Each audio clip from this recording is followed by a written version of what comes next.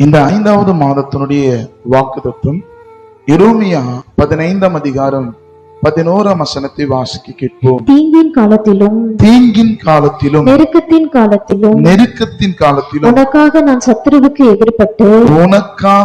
நான் சத்துருவுக்கு எதிர்பட்டு உனக்கு சகாயம் செய்கிற மாதமாய் இந்த நாளில் இருக்கும். இந்த மாதத்துல எத்தனை தீங்குகள் எத்தனை நெருக்கங்கள் வந்தாலும் கர்த்தர் இன்றைக்கு உங்களை பார்த்து சொல்லுகிறார், உனக்காக நான் இருக்கிறேன் என்று. எதை குறித்தும் கவலைப்படாதிருங்கள். பல ஏமாற்றத்தின் மாதிரில கடந்த 4 மாதங்களாய் நீங்க நடந்து வந்திருக்கலாம். இன்றைக்கு கர்த்தர் சொல்லுகிறார், தீங்கு நாட்களில நான் உன்னோடு கூட இருப்பேன், நெருக்கத்தின் காலத்திலும் நான் உன்னோடு கூட இருப்பேன். கவலைப்படாதிருங்கள். இந்த மாதத்தில் கர்த்தர் உங்களை நடத்துகிற மாதமாய் பலப்படுத்துகிற மாதமாய் இருக்கும். ஆமென்.